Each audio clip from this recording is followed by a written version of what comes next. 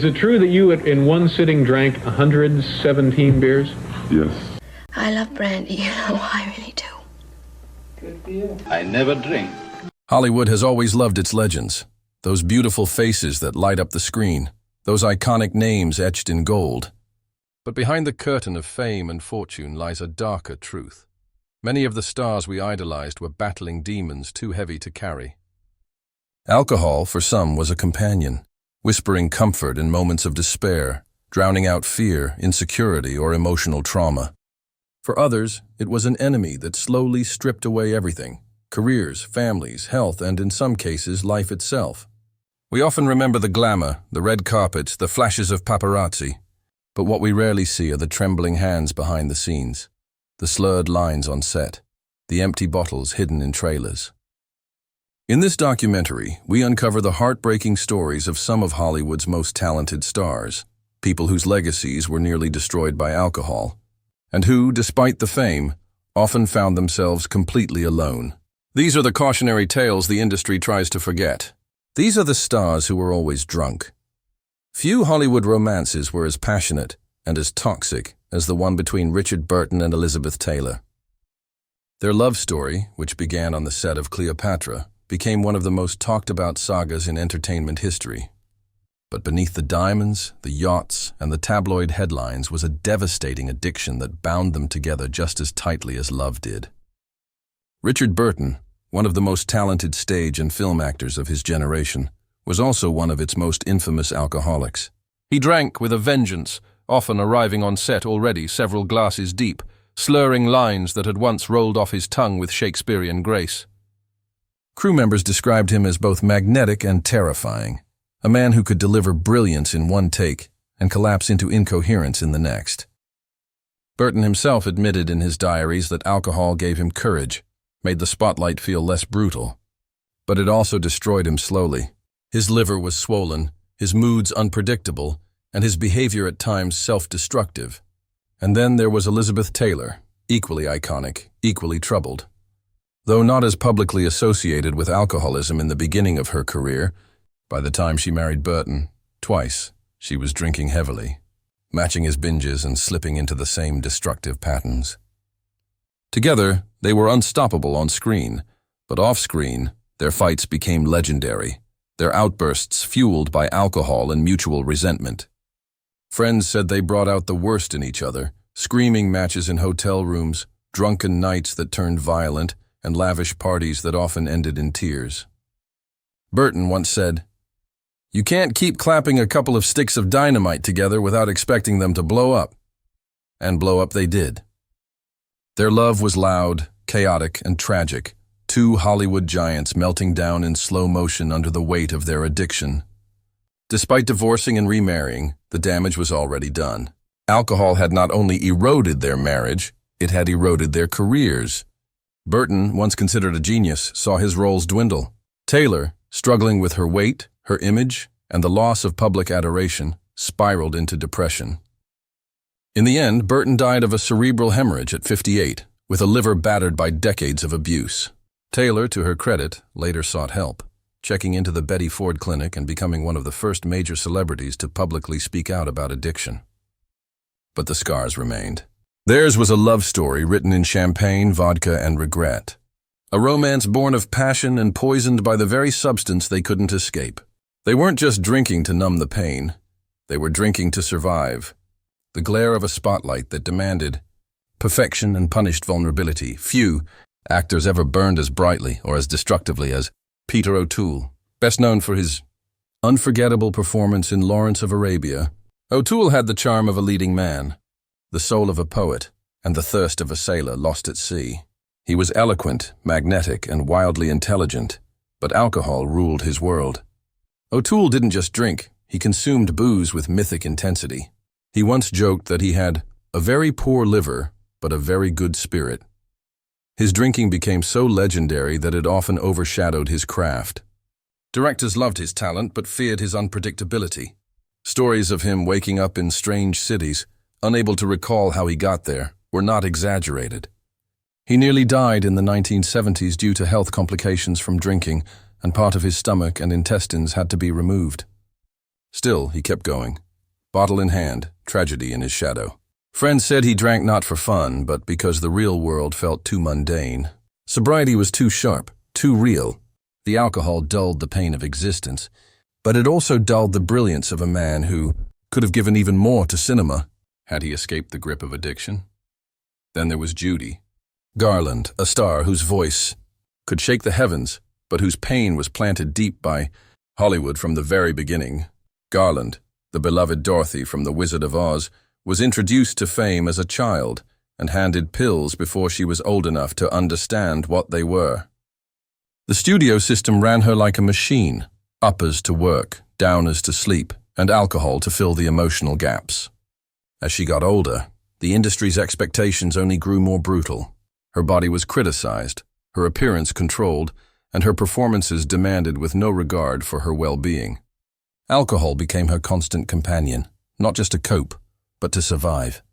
By her 20s, she had already survived several breakdowns, multiple suicide attempts, and a string of failed relationships that only deepened her loneliness.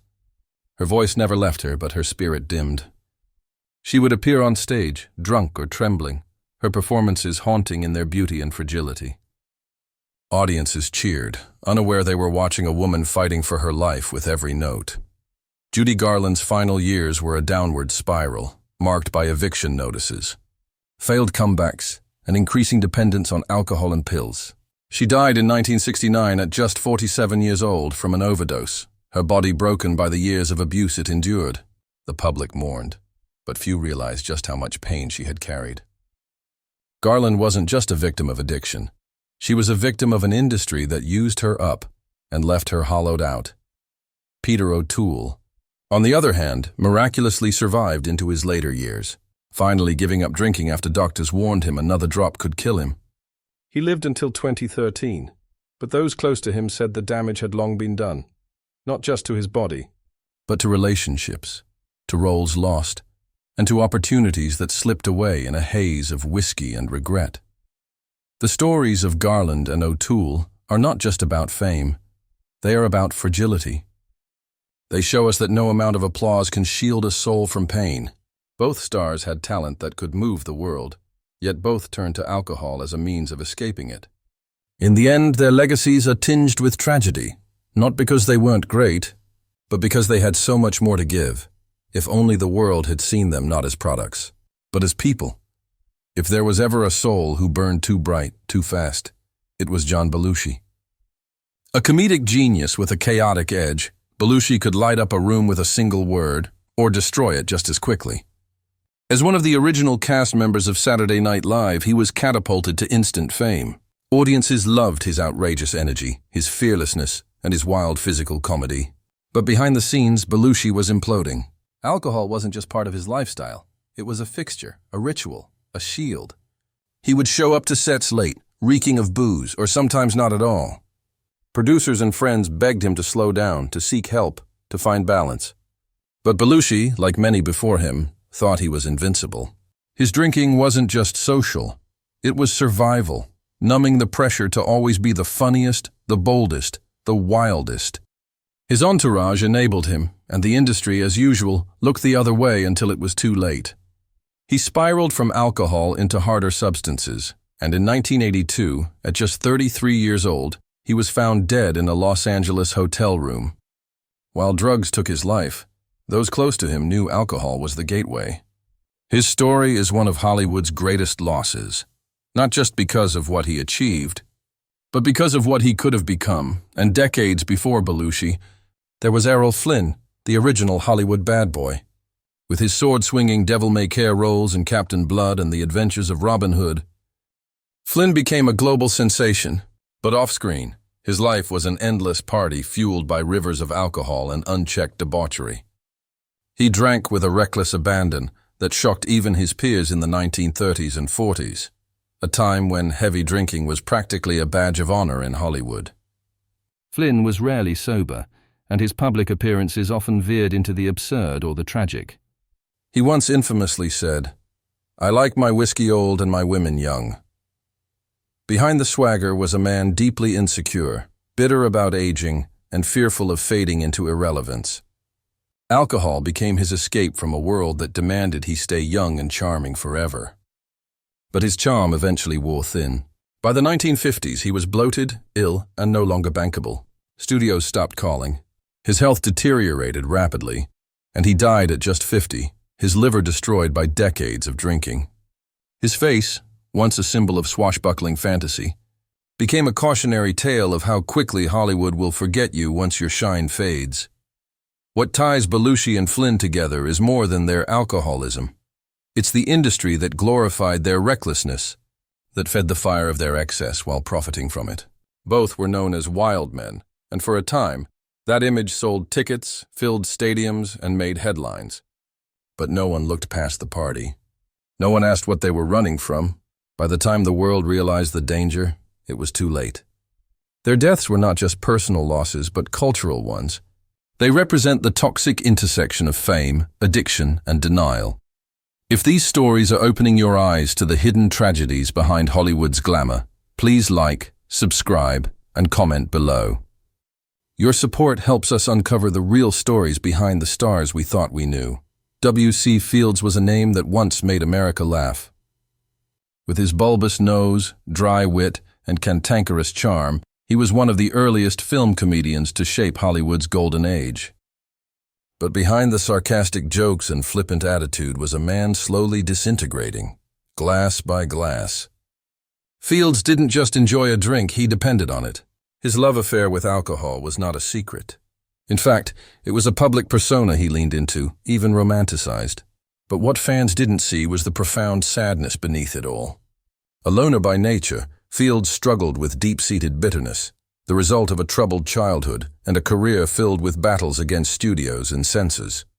He was often seen drinking on set, hiding flasks in his coat and sipping between takes, his bloodshot eyes barely able to hide the toll. Toward the end of his life, his body was wrecked from decades of abuse, his liver failing, his skin jaundiced, and his energy drained. In his final years, Fields was isolated, frail, and haunted by regret. He died on Christmas Day in 1946, a man once adored for laughter, consumed by an addiction that left little joy in his final hours. His comedic legacy endures, but his personal story is one of deep pain and slow, silent tragedy. And then there's Linda Lovelace, a name inseparable from Deep Throat, a film that made her an icon of adult cinema overnight. But Lovelace's rise to fame wasn't a meteoric success story. It was a horror show hidden behind a smile. Coerced into the adult film industry by an abusive partner, she lived under constant threat, violence, and manipulation. As the world applauded her as a sex symbol, Linda was living a nightmare. Alcohol became her crutch, a way to dissociate from the trauma, to dull the sharp edges of exploitation that the world mistook for glamour. Her descent into addiction wasn't glamorous or tabloid-worthy. It was a quiet collapse, a woman screaming inside while the world saw only provocative posters. After finally breaking free from her abuser, Lovelace tried to tell the truth, speaking out against the industry that made her famous. But the world wasn't ready to listen. She was shamed, dismissed, and cast aside. Her attempts at recovery were met with barriers. Jobs were hard to come by, and the trauma lingered, unhealed. Alcohol, once a temporary salve, became a constant. In her final years, she was often broke, unwell, and nearly forgotten by the very industry that had made millions off her image. When she died in 2002 after a devastating car crash, it wasn't just her body that had been broken. It was her spirit, crushed under the weight of public exploitation and private suffering. The stories of W.C. Fields and Linda Lovelace bookend two vastly different eras of Hollywood. Yet they mirror the same horrifying truth, that fame often comes at the expense of the soul. Fields masked his pain in humor and vodka, while Lovelace was devoured by an industry that never saw her as a person at all. Both were consumed by alcohol, yes, but more importantly, they were consumed by a system that enables self-destruction in the name of entertainment. When we look back at these stars, their laughter, their boldness, their beauty, we must also remember what it cost them to shine. The next time we see a glossy photo, a viral clip, or a red carpet interview, we must ask, what is that person carrying behind their smile? Because for too many in Hollywood, The bottle wasn't just a habit. It was a lifeline, a coping mechanism for a world that praised their image but ignored their humanity.